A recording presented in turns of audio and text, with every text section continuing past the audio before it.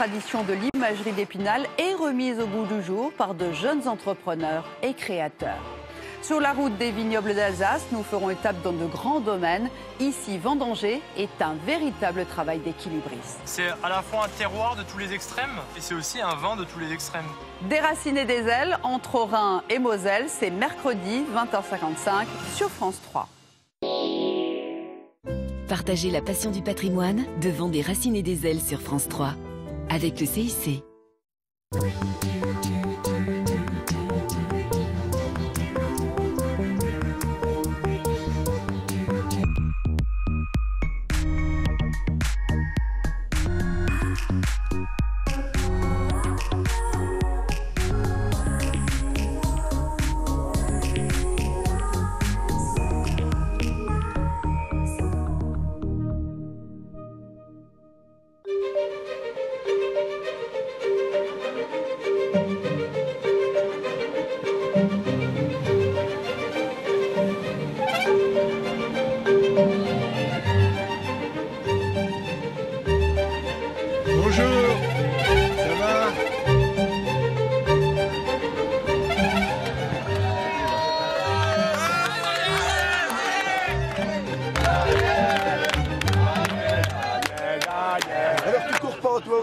Non. Hey, le maillot jaune. Bonjour. Ça va? On veut faire hôtesse dans 20 ans. Ouais, minimis. Un petit peu de peinture, regardez, il était court. Merci, bonjour. Hier soir, je vous écoutais avec Gérard Rolls, bravo. Ah, d'accord, merci. Formidable. Merci. Vous êtes irremplaçable de toute façon. Hein. On va pas vous remplacer. Hein. On me succédera. Merci. Voilà, bonne journée. Merci vous aussi. Bon, on y va. Merci Daniel. J'aime les gens, alors quand ils me le rendent, je suis vraiment content. Salut bel enfant. Ça va? Ça va et toi? Ça va.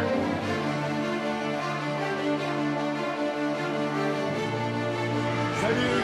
Bonjour. Je vais passer par derrière là. Tiens, je t'en prie. Alors c'est marrant, j'aime pas m'entendre. Tu vois, il y a 40 ans pour inventer une nouvelle façon de faire vivre le cyclisme avec talent et passion. Pour retrouver quelqu'un qui aime autant le vélo et qui connaisse autant le vélo, pour moi c'est pratiquement impossible. Le commentaire, c'est sa vie. C'est sa vie. Manjas, pour moi, il n'y a pas de Tour de France sans Manjas. Bonjour Daniel Manjas. Voilà, bonjour François Belay. Parfaite analyse, rien ne vous a échappé. Bien à toutes et à tous, évidemment, la bienvenue sur l'étape du jour que nous allons vivre, évidemment. Étape très importante avec le col du Portillon escaladé, donc le col de Paye-Ressourdes, ensuite le col de Val d'Azède, et puis nous aurons donc la montée vers Saint-Lary-Soulan. Pladadé, les coureurs sont à 69 km de l'arrivée, le groupe de tête a un avantage. Nous, à notre âge, c'est vrai qu'on n'a connu que Daniel, en fait. Donc c'est la figure incontournable, c'est le speaker qui couvre toutes les courses du plus haut niveau. Au niveau professionnel, c'est le seul speaker qui couvrait véritablement toute la France et même un petit peu à l'étranger en ce qui concerne les pays francophones. Donc forcément, c'est l'idole de beaucoup de monde. Voilà les derniers mètres de Raphaël Majka, véritable révélation dans Pologne. Évidemment, ça va être la fête. Un coureur polonais gagne une deuxième victoire d'étape sur les routes du Tour de France. Le bonheur de Raphaël Majka ovationné ici sur cette ligne d'arrivée. Le meilleur grimpeur du Tour de France. 2 victoires d'étape. Le bonheur du corps de l'équipe. Je suis né à Mortain. Je suis arrivé dans le sud de la Manche. Et je suis arrivé à l'âge de 2 ans à Saint-Martin-de-Landelle, où mon père était né en 1921. La famille est arrivée en 1903, l'année de la création du Tour de France. Auparavant, le berceau familial, c'était Ernée dans la Mayenne. Nous sommes devant l'école de Saint-Martin-de-Landelle, que l'on appelait l'école Saint-Joseph. Mon père est allé à l'école ici, j'y suis allé, mes enfants également. Ils ont eu le même instituteur que moi, mes enfants me s'y allaient. C'est là que brillamment, j'ai préparé mon certificat d'études primaires, que j'ai réussi en ayant la meilleure note en rédaction qui était raconter le passage du Tour de France dans votre village. Ma vocation était déjà écrite dès l'âge de 4 ou 5 ans. Je savais que je commenterais le sport cycliste, je l'ai souvent dit, je prenais un tube d'aspirine vide, je disais Robic Bobet, juste après avoir dit papa, maman. Moi, je me souviens, il n'y avait pas de chauffage central, c'était un poêle. Je me souviens des journées d'hiver, quand en 54, j'avais 5 ans, et donc il y avait 10, 15, 20 cm de neige. Les enfants qui venaient à l'école à pied, qui faisaient 5 km à pied pour arriver en classe, ne pouvant venir, on se retrouvait à 5 ou 6 autour du poêle avec l'instituteur. On avait de formidables journées de lecture. C'était un grand, grand moment de bonheur que j'ai vécu ici. Un moment dans ma tête d'enfant de 12 ans, m'a trotté l'idée de devenir instituteur, d'imiter un petit peu M. Allais, qui était notre instituteur, mais instituteur en milieu rural. Moi, je voyais ça comme un métier super, le contact avec les enfants, le contact avec la nature, quand on est en milieu rural. J'aurais pu faire ce métier. J'ai pas eu trop l'occasion de vivre avec lui mes premières années, puisque après le certificat, vers l'âge de 14 ans, il est parti en apprentissage à Saint-Hilaire-du-Harcouët. Je le voyais qu'une fois la semaine. C'est là qu'entre 1963 et 1966, devant cette boulangerie, et dans cette boulangerie, que j'ai fait mes premiers pas dans la vie active. J'ai passé mon CAP brillamment. J'avais été reçu 3e du département. J'étais fier. Mais c'était une époque évidemment révolue, et tant mieux, parce que les apprentissages à l'époque étaient extrêmement difficiles. J'en veux pas au patron, parce qu'ils nous transmettaient, les boulangers, ce qu'ils avaient vécu avant. C'est-à-dire qu'on travaillait 12, 13 heures. Moi, je commençais à 2 heures du matin. Parfois, je finissais à 4 heures de l'après-midi. C'était comme cela il y a 50 ans. Ma mère me disait, ton père est maçon et l'hiver, il a les mains gercées par le froid. Je veux pas que tu ailles au froid. Alors, je me suis dit, comme elle veut pas que j'aille au froid, eh ben, j'irai au chaud. Et donc, j'ai commencé cette profession.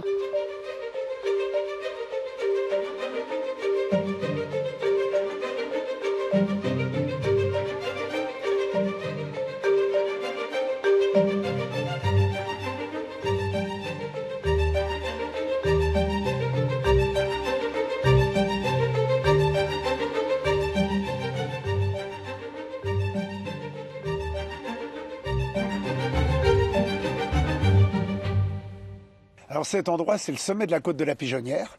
C'est là qu'au mois d'août 1965, j'avais 16 ans, j'ai commenté pour la première fois une compétition cycliste. C'était le Grand Prix de Saint-Martin-de-Landelle. C'était une très belle course parce qu'il y avait des amateurs première catégorie. Et les commerçants m'ont dit, on te donne 2 francs chacun si tu commentes la course parce qu'on n'a pas de speaker. J'étais timide, mais je me suis dit, j'y vais quand même. Pas pour l'argent, mais pour l'envie de prendre le micro. Et je suis venu ici, et juste derrière moi, il y avait une remorque à foin, une table de café, une chaise, et j'ai commenté ma première course. Et j'ai eu le plaisir, en commentant ma première course, d'annoncer qu'à quelques kilomètres d'ici, en Bretagne, Henri Anglade, le même jour, qui était mon idole, devenait champion de France sur route en battant Raymond Poulidor et Jacques Anquetil. Moment, les premières animations que Daniel a fait, c'était pas tout à fait sa tasse de thé d'ailleurs. Bon, n'écoutez pas spécialement. La première fois que j'ai commenté une course à Saint-Martin-de-Landelle, ma mère a fermé les volets et les fenêtres pour pas m'entendre, parce que c'est dit dans quoi il s'en va, j'avais 16 ans.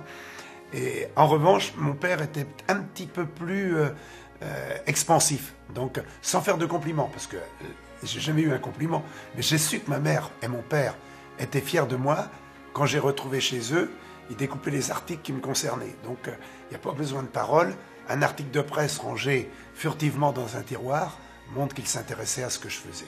Vous voyez bien qu'entre suivre un apprentissage pour avoir un vrai métier et commenter des courses de vélo, dans la tête de maman, il n'y avait pas le choix. C'était la formation en apprentissage qui prévalait. Et puis Daniel a su, au fur et à mesure, avoir les deux un petit peu, être boulanger, commencer à commenter les courses de vélo. Et puis après, quand son vrai destin a pris forme avec l'animation des courses de vélo, il a pu laisser pour de bon la boulangerie.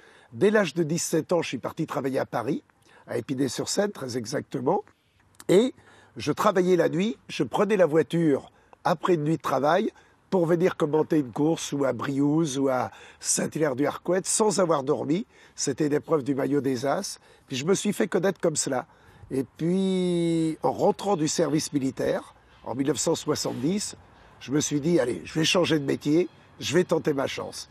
Et le hasard et le bonheur ont mis sur ma route un monsieur qui s'appelle André Martin, qui avait un magasin de cycles à Vernon et à Évreux, qui m'a dit, écoute, moi je t'embauche, tu fais vendeur, il a vu que j'avais un peu de bagou, il me dit, tu fais vendeur, et quand tu auras besoin d'une journée pour animer un critérium, je te donne la journée. Mon père était passionné de cyclisme, Il a fait beaucoup de vélo dans sa jeunesse. Il a fait d'ailleurs partie du club où courait Jacques Anquetil à Rouen, Sotteville-les-Rouen.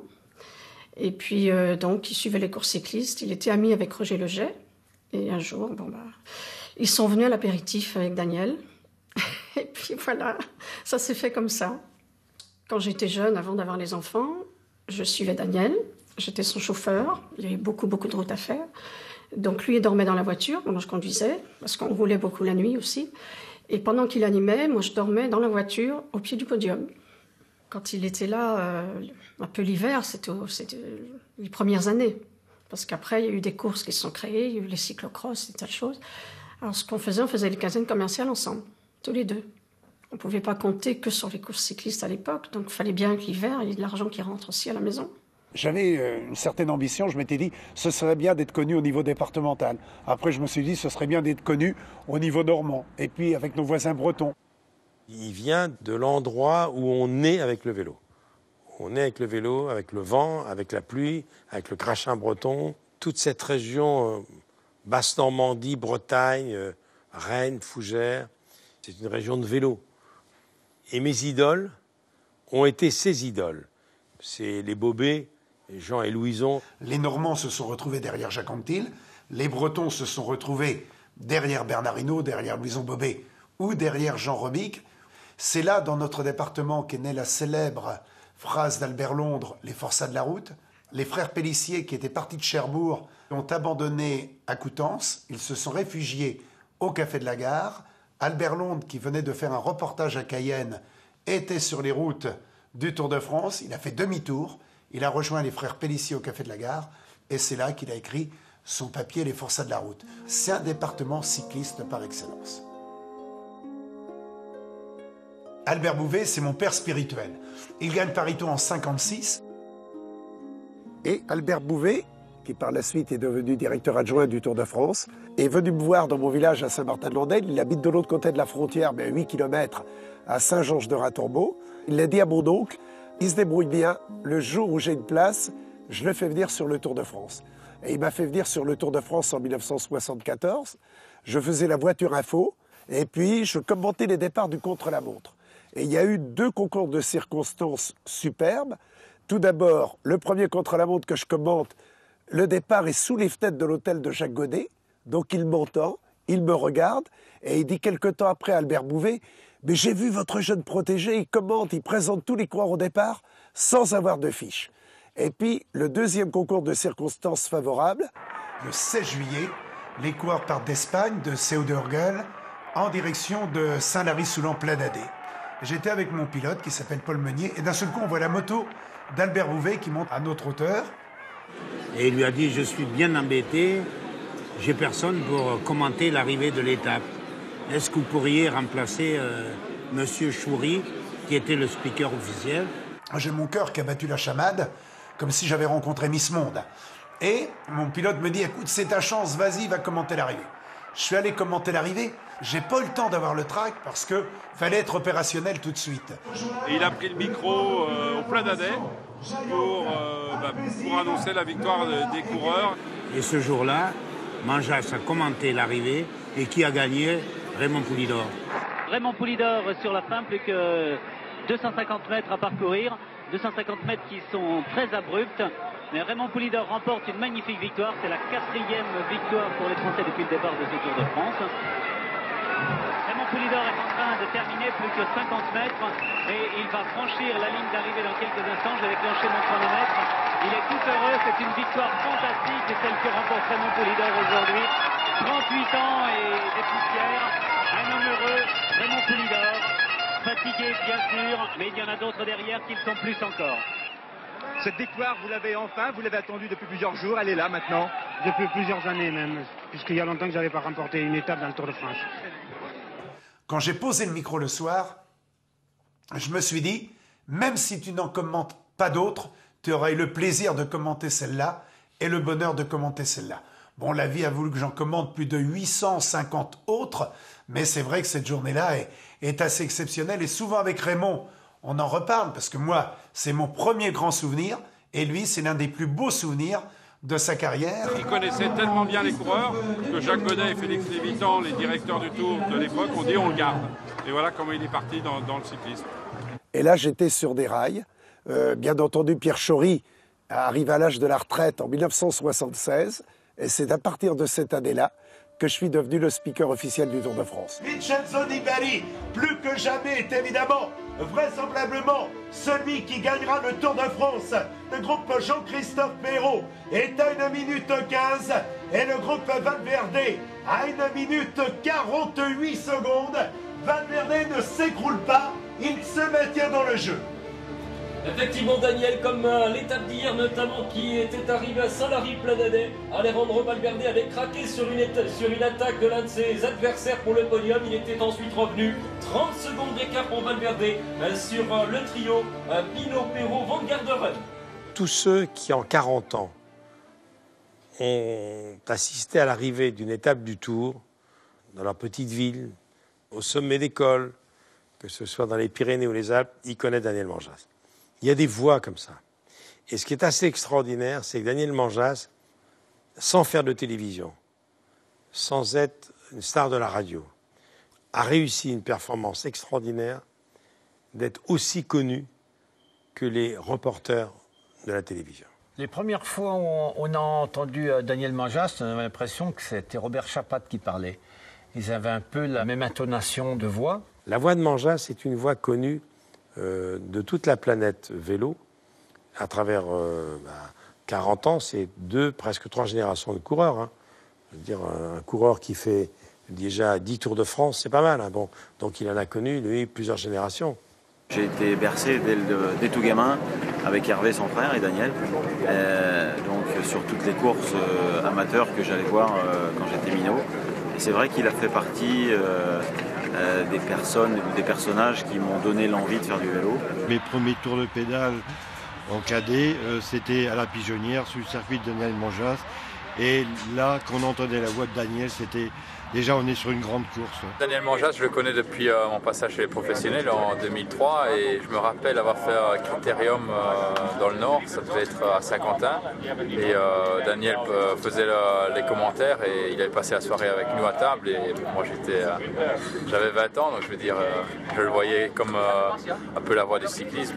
Déjà rien qu'en l'évoquant, c'est la voix du Tour de France, c'est vraiment le speaker qu'il fallait dans le cyclisme.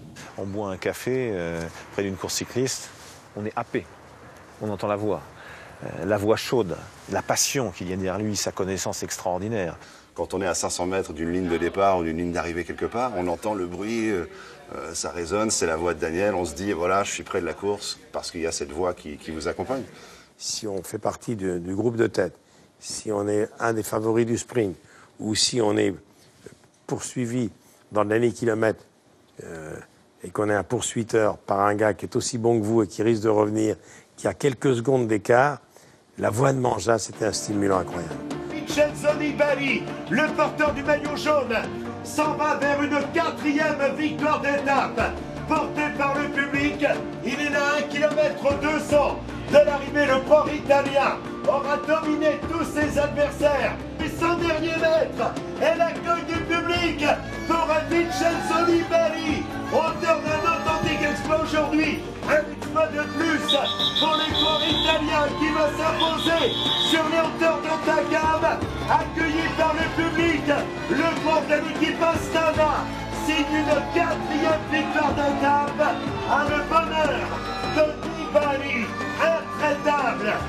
Un speaker pour donner de la vie, pour vraiment commenter les derniers kilomètres, c'est pas donné à tout le monde. Et lui, là, ce verbe, cette façon, cette élocution pour pouvoir commenter une arrivée en direct pour les spectateurs. Un peu journaliste, un peu battleur, le faut, tout petit peu, et on mène la foule, hein. Un peu et même beaucoup speaker, car il faut informer les gens. Vous entendez les gens parler de Daniel Manjas sur le Tour de France, ils vous disent mais il sait tout. Ouais, il sait tout, mais c'est le Tour de France. Là où il m'impressionne et m'épate, c'est qu'il vous fait la même chose sur le Tour de l'Avenir avec des jeunes. Il travaille. C'est sa passion et c'est son métier. Avant le départ d'une épreuve, on le voyait avec toute la liste, il notait des petites annotations personnelles pour savoir tous les résultats qu'il avait eus. Depuis que les coureurs commencent leur carrière, il les a suivis, il les voit dans toutes les courses, donc il les voit, ils viennent signer, et lui, l'avantage de les voir souvent sans le casque ni les lunettes. Donc c'est beaucoup plus facile pour les reconnaître. Et quand c'est quelqu'un qui ne connaît pas, parce qu'il a du métier quand même, l'ami Daniel, quand c'est quelqu'un qui ne connaît pas, il laisse faire, il regarde son dossard, il regarde bien sa tête, et dans les 2-3 jours qui suivent, ça y est, hop, il sait qui c'est, et comme il a ses petites fiches, si le coureur a gagné quelques courses ou a fait quelques exploits, il le connaît. Si on connaît bien le coureur, si on est capable de citer son nom correctement et aussi de citer son palmarès, le coureur il est sensible à ça, il ne faut pas dire le contraire. Il travaille au dernier moment et il n'a pas de fiches comme on pourrait penser qu'il a, des fiches classées. Non, il est trop bordélique pour ça.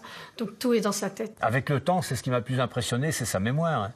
Elle a une mémoire d'éléphant, c'est incroyable. On peut lui parler de n'importe quel coureur. Et il se souvient de son palmarès.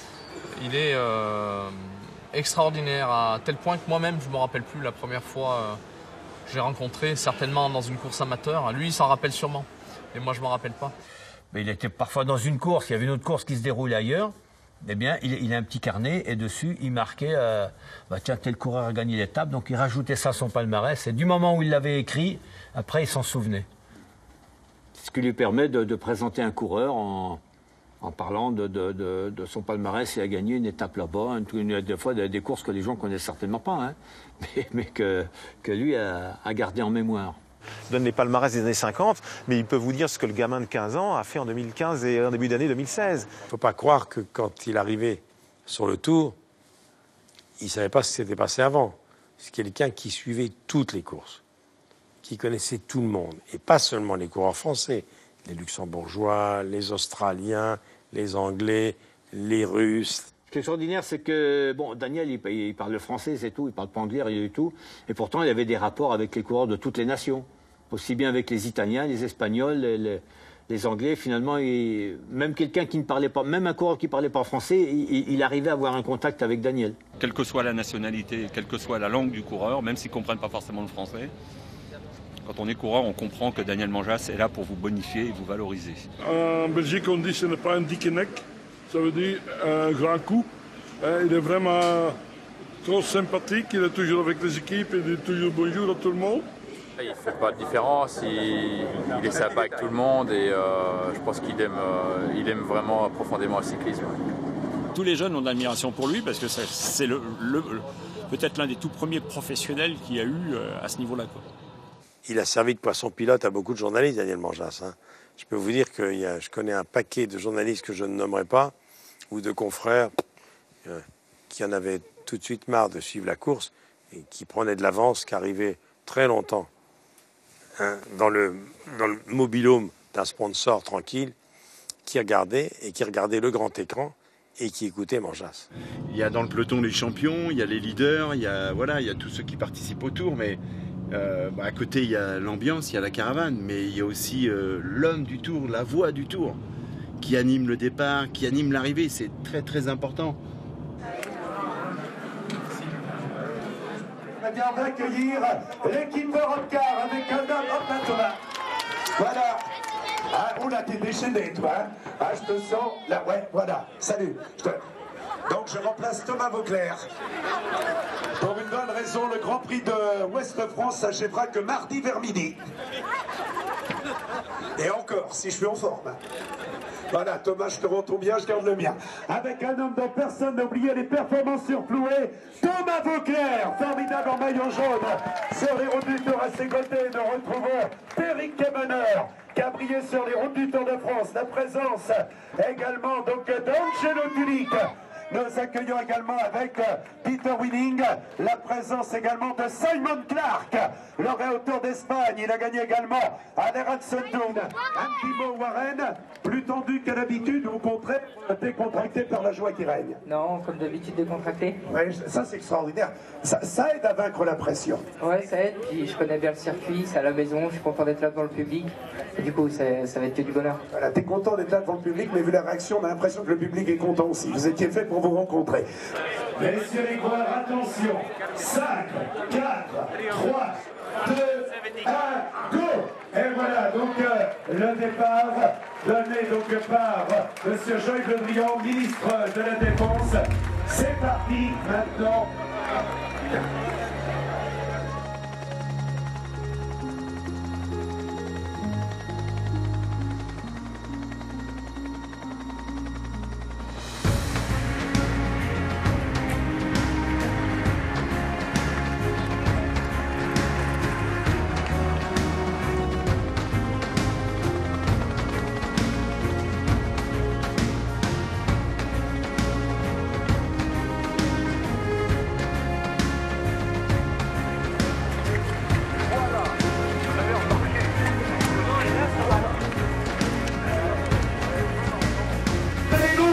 La dernière ligne droite et c'est la flamme rouge de la région Bretagne avec le succès qui revient donc effectivement au coureur donc Alexander Christophe, le port de la Kazyusha qui a donc été le plus rapide, il avait lancé le sprint en tête, grand favori de l'épreuve, Alexander Christophe.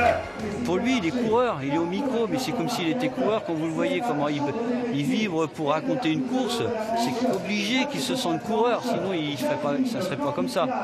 Le personnage Daniel Manjas sur les podiums, je pense qu'il s'est aussi créé cette carapace parce que c'est un personnage de scène, quoi. C'est comme un artiste qui rentre sur scène. Vous savez, je dirais c'est un peu comme le comédien de théâtre et celui qui va faire du cinéma ou de la télévision. Je pense que Daniel a besoin de ce contact charnel avec le public.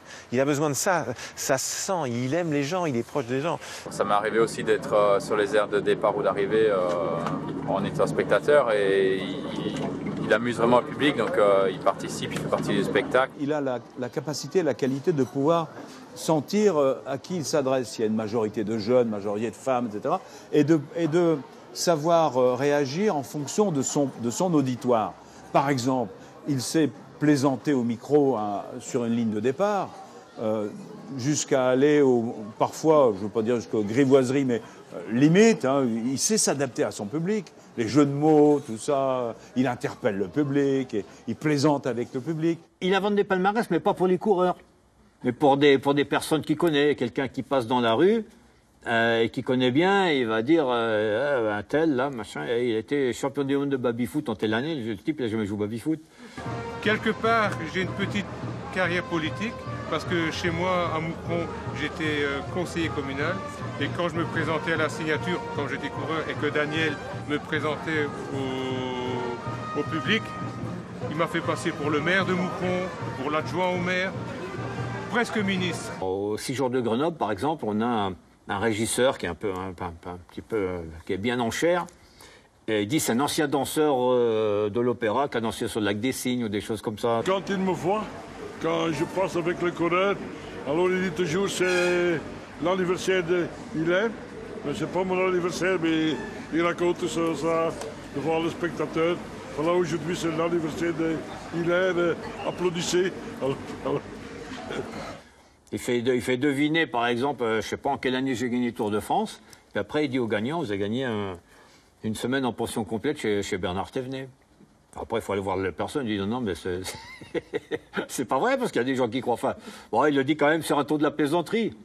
Je pense pas qu'il y ait beaucoup de gens qui le croient, mais c'est quand même mieux d'aller avertir les gens. Ça aussi, c'est son truc favori, ça. Comme il connaît le palmarès des coureurs sur le bout des doigts, les gens, tout de suite, ils pensent que c'est vrai. Du moment que c'est Manjas ce qu'il dit, c'est vrai.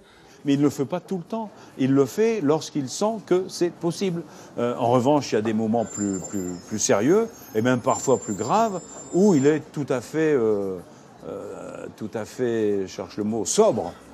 La sobriété fait aussi partie de ses qualités. C'est ça, c'est sa faculté d'adaptation à son public qui me bluffe, vraiment.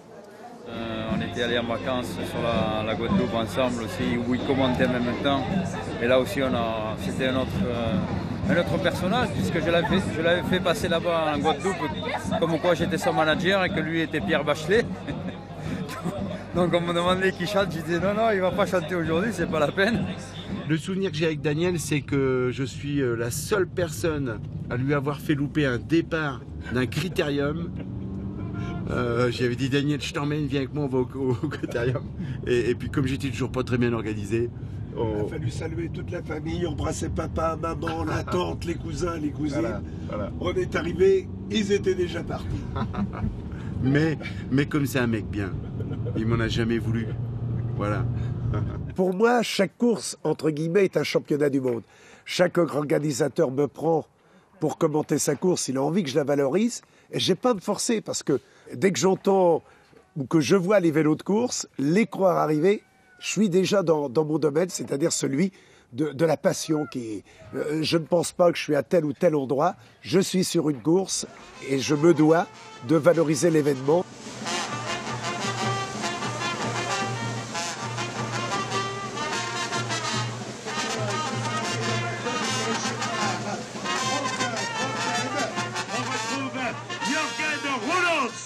Il a été champion de Belgique, il a gagné à l'Eurométropole Tour et cette année à nouveau terminé sur le podium.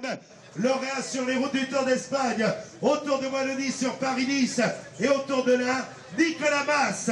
Et je vous propose d'applaudir tous les coureurs qui passent devant vous. Bonne chance, il y aura tout à l'heure un vainqueur. Laurent Bleuman précède le peloton dans lequel on a vu Michel Pereires, on a vu également Van Mark, on retrouve également le coureur Ludwig de Winter. Il y a une amitié qui s'est vraiment consolidée entre nous et il fait partie des meubles et c'est pour ça que depuis que je suis maintenant, après ma carrière de coureur cycliste, le directeur sportif, je suis dans les organisations, j'ai directement fait appel à ses services pour venir présenter les coureurs et faire le commentaire pour le public aux arrivées parce que je pense qu'il est irremplaçable. Le maire de Limoges rêvait d'une arrivée et je l'appelle, je dis monsieur le maire, j'ai une bonne et une mauvaise nouvelle. La bonne nouvelle c'est que le Tour de France va venir très très bien et puis la mauvaise, relativement mauvaise, c'est que ce sera un départ. Je sais que vous souhaitiez une arrivée, ce sera un départ. Et là il y a un blanc de 2 secondes. Je me dis ouh. Et le maire reprend la parole et il me dit mais y aura-t-il Manjas? Et je dis oui bien sûr. Alors c'est d'accord. La vie de commentateur, oui, c'est vrai que c'est une vie stressante, d'autant plus que moi je suis un angoissé et je suis quelqu'un de méticuleux. Alors quand vous êtes angoissé, plus méticuleux, je vous dis pas que c'est facile tous les jours. Il faisait le speaker dans la journée et le soir, il revenait avec nous, on allait de critérium en critérium. Et la petite anecdote, c'est que lui, il voulait jamais conduire parce qu'il disait que d'être speaker, c'était plus dur que cycliste. Moi je commentais les départs. Je prenais ma voiture qu'au début je conduisais et je regagnais la ligne d'arrivée. Donc il y avait une angoisse. 1, de ne pas avoir l'accident. 2, de ne pas être malade. 3, effectivement, les cordes vocales le matin qui ne répondaient pas toujours comme on le souhaitait. Il m'a ramené un jour du Tour du Limousin où j'avais participé donc à la course. Le lendemain, c'était le critérium chez lui à Saint-Martin-de-Landelle. Et le lendemain matin, très tôt, c'est-à-dire sur le coup des 6 heures, en fait, j'ai entendu quelqu'un qui faisait 1, 2, 1, 2, 3, 1, 2, 1, 2, 3.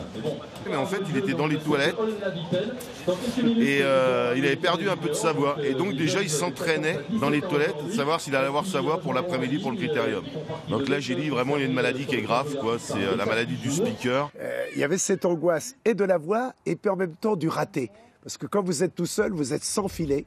Vous devez obligatoirement réussir votre commentaire. Mais au moment où je pose le micro, je pense aux 2% que j'ai pu rater. Plutôt que d'être trop sûr de soi, de dire je suis le meilleur, donc je ne me pose pas de questions, je ne me remets pas en question parce que je suis le meilleur. Non, c'est pas ça, Daniel. Non, il se remet en question, justement. Je peux toujours être meilleur, je peux toujours faire mieux. Ce qui peut se dégager quand on passe un peu de temps avec lui ou quand on voyage avec lui, on détecte un peu cette sensibilité qu'il a, qu'il ne montre pas du tout, ou qui n'est pas du tout apparente sur les podiums, quand il maîtrise la situation, il domine le public. Bon, j'étais bien aujourd'hui. Ouais. Non, mais il y a un côté un petit peu, voilà, il a besoin de voilà, justement, d'avoir des notes positives. Alors, comment tu m'as trouvé, comment tu vois, des choses comme ça, de pas de plaire à tout le monde, mais simplement d'avoir des commentaires positifs des gens du milieu ou de l'entourage qui n'est pas le public ou les fans acquis à la cause, j'ai envie de dire. Donc ça démontre quand même une sorte de sensibilité, d'émotion, et je pense que c'est quelqu'un qui ressent beaucoup les choses, bien plus qu'il ne le montre en tous les cas. Je les connais tellement bien que la part du champion est importante, mais la part de l'homme également. J'associe toujours le champion à l'individu. Et c'est comme ça que, sans faire mes préférences, il y a des affinités qui se font, mais je ne mets jamais d'un bloc 100% de l'athlète et je laisse de côté le personnage. J'essaie toujours de faire un mix entre l'athlète et le personnage. C'est pour ça que j'aime les vainqueurs, mais j'aime surtout la manière, le comportement pour moi est aussi important. Le comportement avec les coéquipiers comme avec le public, le comportement en général. Salut Yvon. Salut.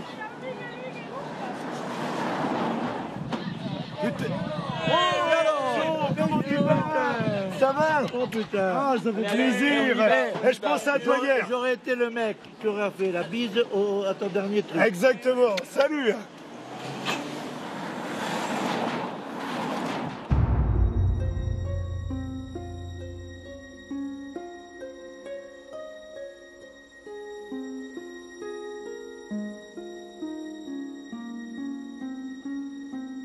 Vous savez, un sport n'a de l'avenir que s'il regarde également vers le passé. Et c'est un sport qui a une vraie mémoire. Il y a un formidable lien intergénérationnel dans le monde cycliste entre tous les coureurs et ceux d'aujourd'hui sont toujours, en général, même s'ils n'ont pas tous la culture cycliste, ils ont tous une réelle fierté lorsqu'un Eddy Merckx, un Bernard Hinault vient les féliciter. On dit la famille du vélo, ben, ça confirme tout cela.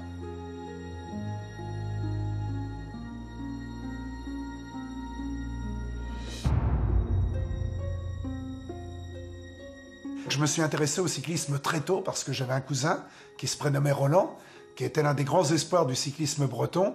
Et comme il était dans la catégorie des indépendants, il courait avec les pros. Donc en 55, c'était sa première saison. Il a gagné quelques courses. J'ai suivi sa carrière, etc. Ça m'a donné la passion. Et puis on a acheté les chewing-gums, on avait les photos des coureurs. Mais on n'achetait pas les chewing-gums pour avoir les chewing-gums. Enfin moi, en tous les cas, je l'achetais pour avoir la photo du coureur. Moi, je me souviens, en 62, j'avais 13 ans, 14 ans, il y avait les repas de communion, les mariages, etc. On ne parlait pas de politique, on parlait d'Anctil Poulidor, parce que les repas de communion, c'est au mois de mai. Et donc, 2 mois avant le Tour de France, qui va gagner le Tour? Est-ce Anctil, est-ce Poulidor? C'était le sujet de conversation. Le public français se retrouvait en Raymond Poulidor, c'est-à-dire un rural, quelqu'un qui ne gagnait pas. Moi, j'étais poulidoriste, alors que je suis normand, parce que je trouvais quelque part injuste que Raymond Poulidor n'ait jamais gagné le Tour de France, alors qu'il a marqué de son empreinte le Tour. Et Jacques Anquetil, c'était un style, une élégance, je crois qu'on n'a jamais fait aussi beau sur le vélo que Jacques Anquetil.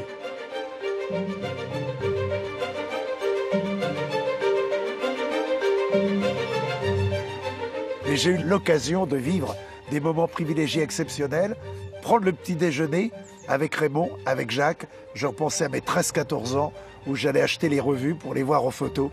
Et là, je partageais des moments de leur vie. C'est ça aussi la chance que j'ai eue dans mon métier. Alors Raymond, à quelle heure t'as fini? On a eu un coup terrible. Ah bon? 2 motards et derrière le 25 km en double fil. Affreux. Ah, ouais. Sinon on y serait encore. Oh là. Jamais j'ai vu ça. Quand je suis arrivé sur le Tour 74, Merckx va gagner son dernier Tour de France. Merckx, auquel je trouvais une aura exceptionnelle, un charisme au-delà de la moyenne. C'était quelqu'un qui en imposait sur le vélo comme dans la vie. 1975, l'avènement de Bernard Thévenet dans l'étape de Pralou. Il y a une euphorie qui accompagnait Bernard Thévenet. On fêtait le maillot jaune qui revenait en France. On accueille maintenant Bernard Thévenet qui vient de nous rejoindre sur cette ligne d'arrivée. Vainqueur en 75, une étape qui arrivait à Saint-Lary au plein d'année. Et le vainqueur avait été Jan Zoetemelk, voilà, donc, qui avait gagné cette année-là. Parce que j'avais crevé. T'avais crevé? Ah ouais, ils font des choses. Tu avais fait combien dans l'étape? Deuxième. Deuxième. De 1978 à 1985, arrive un phénomène qui s'appelle Bernard Hinault et qui va gagner 5 fois le Tour de France. Bernard Hinault, je l'ai vu débuter, c'est chez moi qu'il a commencé sa carrière, à Saint-Martin-de-Landelle, dans notre petite commune. Il y avait une course qui s'appelait l'Étoile des Espoirs. Bernard Hinault était en équipe de France amateur. Et je me souviens que Bernard était déchaîné, il a raté un virage, il s'est retrouvé dans un poulailler. Dommage qu'à l'époque, on ne l'appelait pas encore le blaireau, parce qu'on aurait pu mettre le blaireau dans le poulailler. Ça aurait été presque logique. Mais c'est là, à Saint-Martin-de-Landelle, en 1974, que Bernard Hinault a affiché déjà un caractère bien trempé et des qualités physiques exceptionnelles. La mondialisation est en route avec, évidemment, Greg LeMond. Donc il gagne 3 fois le Tour de France, mais il y a Laurent Fignon qui est là également, qui gagne 2 superbes Tours de France en 83 et 84, et puis il y a celui de 1989. Parce que pour moi, avec le Tour 1964, c'est le plus beau Tour de France. Il y a eu un match extraordinaire, intense, au quotidien entre les deux athlètes, pour se terminer avec les 8 secondes entre Greg LeMond et Laurent Fignon. Lance Armstrong, c'est compliqué. Disons que j'ai eu l'occasion, Cyril Guimard m'avait demandé pour présenter l'équipe Cofidis, c'était dans le nord de la France, et le matin, Cyril Guimard dit on va aller faire 100 km à ses coureurs. Et Armstrong a voulu y aller, alors qu'il était, moi je me souviens, en pleine chimio, il n'avait plus un cheveu, on voyait la cicatrice qui était là, donc il était vraiment soigné pour ce cancer. Et je l'ai vu partir. Il est revenu, il était presque au niveau du vomissement, tellement il était allé au-delà de ses possibilités. Je me suis dit, ce coureur-là, il a un tempérament, parce que, 1, il a vaincu la maladie, 2, il a voulu y aller alors qu'il avait toutes les possibilités de dire « moi je pédale pas ». Quel dommage qu'il ait triché, parce que même s'il avait fait que 4e, 5e ou 6e du Tour, d'où il revenait, l'histoire était tellement belle, on avait envie d'y croire. Voici Miguel Indurain, fort bien placé ici à gauche de votre écran. Oula, une chute derrière. Jean-Paul. Patrick, oui. Je suis en compagnie de Johan Lezeu notamment, qui a chuté, Angel Camargo. Avance un peu. Il y a beaucoup de sang par terre. Il y a un coureur de la formation Paul qui est tombé. Un coureur Motorola qui est par terre, là, qui semble très touché, Jean-Paul. Oui, un coureur Motorola, attendez un petit peu. On essaye de se garer parce que tout le monde dévale ici. Fabio Casartelli, et ce matin-là, il arrive tout seul à la signature. Alors j'ai le temps de le présenter de long en large, de rappeler le palmarès, de le faire applaudir par le public. Il est salué parce qu'il avait été champion olympique. Je pars devant et on voit une chute. Et on entend la radio entrecoupée. Casartelli est mort, c'est Jean-Marie Leblanc, directeur du Tour, qui annonce l'information. Que faire?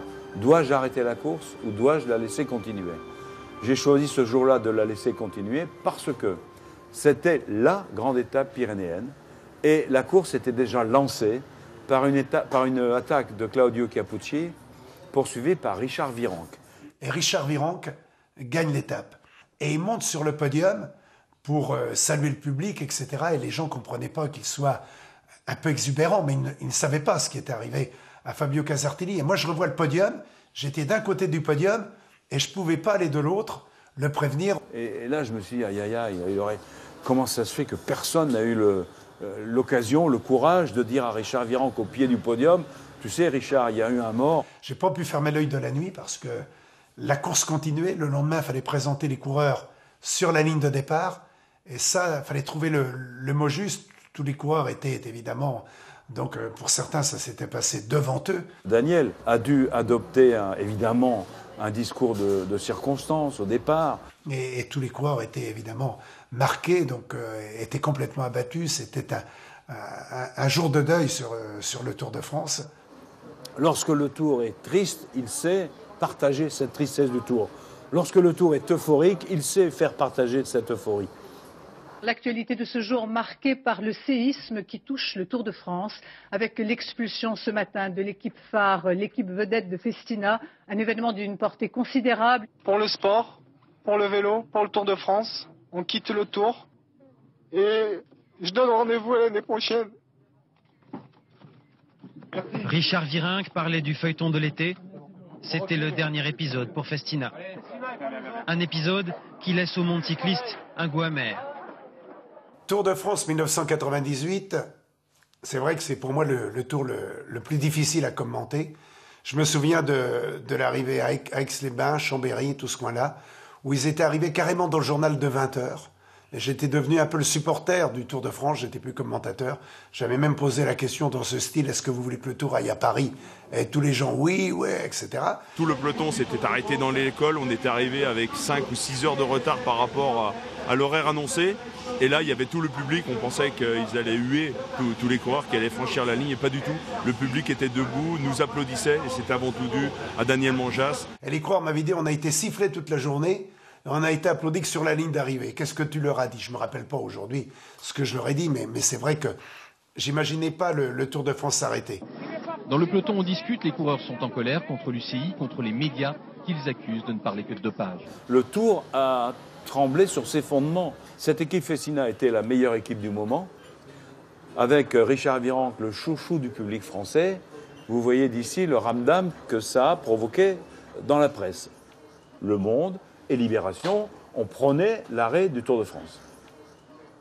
Ce qui a mis Daniel Manjas très en colère, car Daniel Manjas, tout le monde le sait, est un amoureux, un défenseur inconditionnel du cyclisme en général et du Tour de France en particulier. Il avait su trouver le ton juste par rapport au public qui était là sur le bord de la route et sur les lieux de départ et d'arrivée du Tour de France. C'était plus que compliqué à l'époque pour un speaker et un animateur. Daniel, depuis la Bretagne, en passant par la Corrèze, les Pyrénées jusqu'aux Alpes, a eu un rôle délicat et important, car il s'agissait pour lui tous les jours au départ et tous les jours à l'arrivée de parler au public et d'apporter ce qu'il pouvait apporter d'informations, en évitant, son amour du vélo le portait à le faire, en évitant d'accabler les coureurs et d'être trop indulgent, car il y avait sûrement des tricheurs dans le lot, mais en évitant aussi de donner de la voix avec les médias qui voulaient arrêter le Tour. Il a défendu le cyclisme, il a comparé par rapport à d'autres sports qui étaient moins ennuyés, moins chassés ou pourchassés que le cyclisme. De ce côté-là, il s'est vraiment engagé aussi. Les contrôles qui ont été faits dans ce Tour 98 par Marie-Georges Buffet, qui a été, tout le monde le reconnaît, une excellente ministre des Sports, qui a lutté contre le dopage, elle a fait sur le Tour de France ce qu'elle n'a pas pu faire à la Coupe du Monde de football. C'est pas moi qui le dis, c'est elle qui l'a annoncé, qu'elle n'avait pas pu faire comme elle le souhaitait à la Coupe du Monde de football. Alors d'un côté, il y avait les footballeurs champions du monde qui étaient des dieux, et de l'autre côté, il y avait les coureurs cyclistes qui étaient des vilains petits canards. Il a peut-être perdu un peu de candeur ce jour-là, peut-être un peu de naïveté, peut-être un peu de son enfance aussi, mais je crois qu'il a gardé la passion. Là. Dans cette 35e édition de la Polynormande, organisée par des centaines de bénévoles dans une petite localité donc de 1200 habitants, ça a commencé par un critérium et depuis 2003, eh bien c'est devenu une épreuve officielle qui compte pour la Coupe de France. Actuellement, on va voir comment ça évolue en tête avec nos 14 coureurs. Il reste 36 km assez jouable pour les hommes de tête. Avec Bidot commandement, Yann Billon, deuxième position. Le voilà, Yann Griswijk de l'équipe Wanty Groupe Gobert. Le voilà sur le podium. De l'ovation du public normand et breton. On est maintenant l'applaudissement pour encore. Une superbe édition, 35e de la Polynormande remportée par... Être connu, reconnu et apprécié, je crois que c'est beaucoup plus important que la célébrité. Parce que la célébrité peut parfois vous entraîner à ne pas être vous-même. Alors que moi, j'ai envie de rester ce que je suis. Voilà, on leur salue également. Donc tous ceux, les organisateurs. Le vélo est quand même européen. Et en Europe, il est français, et en France, il est beaucoup provincial, régional. Et là, Daniel a toute sa place, car il connaît les racines, les fondements de la popularité du cyclisme. Ceux qui en ont été les héros, les acteurs, il connaît tout. Les coureurs, les dirigeants, l'histoire. Et de cela, nous avons besoin. On ne peut pas prétendre implanter artificiellement un sport, un événement, etc., sans qu'il y ait en dessous des racines, de la culture. La culture. Or, Daniel est le garant de la culture du cyclisme en France, bien sûr, et prioritairement, c'est clair. L'art oratoire, une voix évidemment, un vocabulaire quasi parfait, ce qui est bien, une défense de la langue française, une connaissance des coureurs, et puis encore une fois l'empathie avec le public, quoi. Voilà, je crois qu'on le résume bien comme ça. Et puis quelqu'un de fidèle en amitié, et ça c'est vraiment bien parce que dans ce métier-là, c'est plutôt rare aussi la fidélité en amitié. Moi je regrette que la télé n'est pas engagée. Voilà. Voilà, le fond de ma pensée, c'est que moi, si j'avais été patron de télé, je l'aurais engagé. Je l'aurais engagé pour commenter le Tour ou les classiques. Parce qu'il aurait été formidable. Journaliste, je pense pas que j'aurais pu l'être. Parce qu'il y a une grande différence entre mon métier et le journaliste. Moi, je présente l'athlète sous son meilleur niveau, c'est-à-dire sous son meilleur visage, c'est-à-dire que les qualités. Alors qu'un journaliste se doit d'être critique, c'est-à-dire d'aller chercher la faille, de parler parfois en moins bien de l'athlète, alors que moi, je le valorise. Mon rôle, c'est de le valoriser. Et je pense que j'aurais été un mauvais journaliste parce que ma femme me dit « t'aimes tout le monde ». Et c'est vrai que j'aime les gens. Et j'aurais eu du mal à parler en négatif d'un athlète ou d'une personne. Daniel va nous manquer énormément. On est tous en train de se dire que s'il avait pu faire encore une dizaine d'années, mais il veut plus. C'est pas qu'il peut plus, hein. C'est qu'il veut plus. On a toujours dit, en Belgique, on va trouver un nouveau Merckx. Et alors je dis maintenant, en France, on doit trouver un nouveau Daniel Mas. Et c'est pas facile. Sur 101 Tours de France, il en a animé 41. Départ et arrivée pendant 40 ans et arrivée pendant une année. Là. Autant dire qu'il fait partie de la légende. Quand on parle des grands du Tour, quand on parle des grands du vélo, il y a Daniel dedans, évidemment. D'ailleurs, dans la montée là, vers le Plat d'Adet, j'ai remarqué tout à l'heure qu'il y avait des grandes figures du cyclisme qui étaient peintes sur un mur. Il est dedans, mais ça n'est que justice. Parce que c'est vrai, alors aujourd'hui, c'est un peu son jubilé à Saint-Lary-Soulan. Hein. Mais voilà. Mais alors, l'avantage, c'est qu'on est à Saint-Lary, mais Soulan, il ne l'a jamais été. Donc, on va dire Saint-Lary tout court aujourd'hui. Allez. On ne l'a pas assez récompensé, Daniel. Voilà. On ne l'a pas assez mis à la place qui devait être la sienne sur le podium. Il méritait lui aussi d'être sur le podium, car ça a été pour moi un maillot jaune. Aujourd'hui, j'ai toujours la même passion. Dans ma tête, j'ai 40 ans, j'ai toujours envie de commenter, tant que j'ai ce désir de vivre pleinement le sport cycliste, d'aller à la rencontre des autres. Pour moi, le public, c'est quelque chose de très important, et de prendre du plaisir, et que je sois encore dans l'allure, parce que le jour où on me dit « Oh là, Pépère, il commence à dérailler », là, j'arrêterai complètement. Donc, je ne me suis pas mis de date d'arrêt. Je pense que ce sera une décélération progressive, mais pour l'instant, j'ai comme l'impression que la décélération est presque une accélération. Daniel Manjas, finalement, c'est l'homme passionné, c'est l'homme qui a été mis sur cette planète pour faire une chose, c'est animer des courses vélo. Et il a pu faire ça pendant 40 ans au plus haut niveau mondial. C'est une success story à la française. Il part aujourd'hui parce que peut-être que c'est le moment de partir ou je ne sais pas. Je ne connais pas les raisons, mais ça n'enlève en rien de tout ce qu'il